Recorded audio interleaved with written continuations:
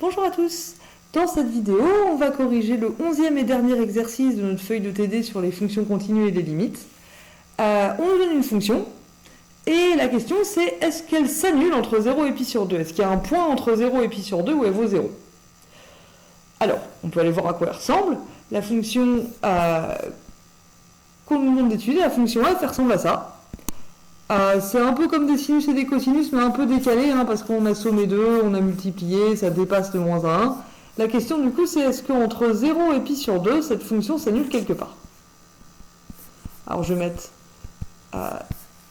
histoire qu'on voit où c'est, x égale 0, c'est du coup l'axe des ordonnées, et x égale pi sur 2, voilà, c'est ici. Et du coup la question c'est est-ce que quelque part entre la barre bleue et la barre verte, ça s'annule ? Alors on dirait bien que oui, quelque part par là, ça a l'air de s'annuler. La question du coup c'est pourquoi ? On nous demande de justifier cette réponse. Alors pour ça, on va utiliser un théorème qu'on appelle le théorème des valeurs intermédiaires. En fait, ce qui se passe ici, c'est que comme f, en 0 elle est positive, en pi sur 2 elle est négative, et elle est continue, donc quelque part entre les deux, elle n'a pas le droit de sauter des positifs aux négatifs, il faut qu'elle passe par 0. Ça, c'est parce que c'est une fonction continue. Alors pourquoi c'est une fonction continue ? Tout simplement parce que c'est la somme de fonctions continues. Les fonctions sinus et cosinus, vous le savez depuis longtemps, sont continues.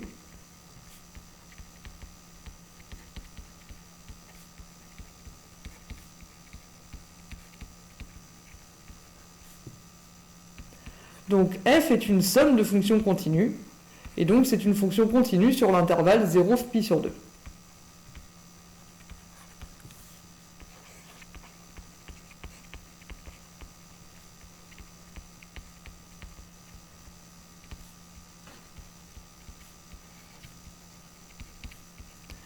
F est continue sur cet intervalle.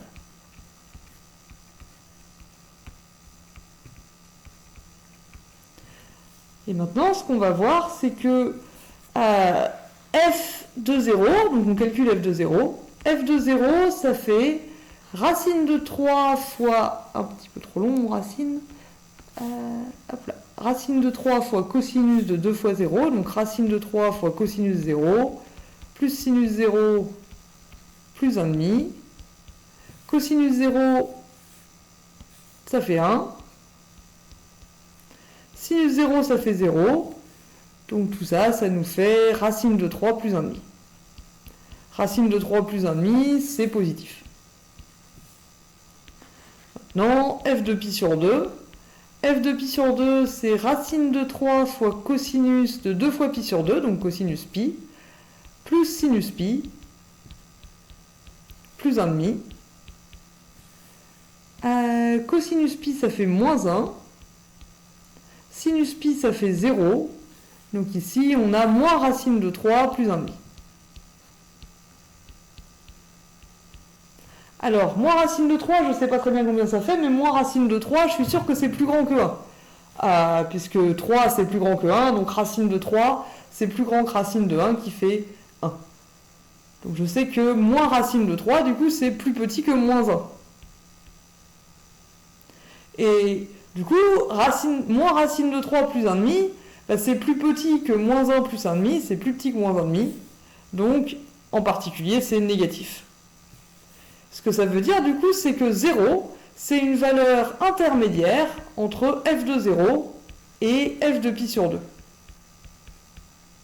Donc la fonction f, comme on a vu sur le graphique, mais même sans le voir, on peut le déduire de ce qu'on a écrit ici, f de 0 c'est positif, f de pi sur 2 c'est négatif, et f est continue.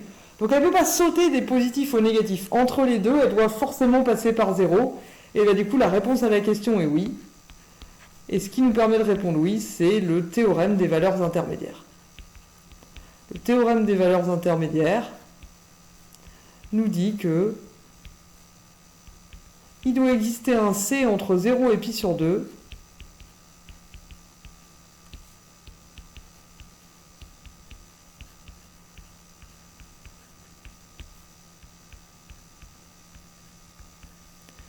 tel que f de C égale 0.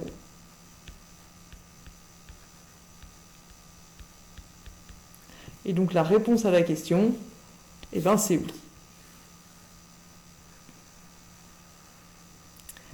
Et c'est tout ce qu'on avait à faire pour cette question. Je vous remercie de votre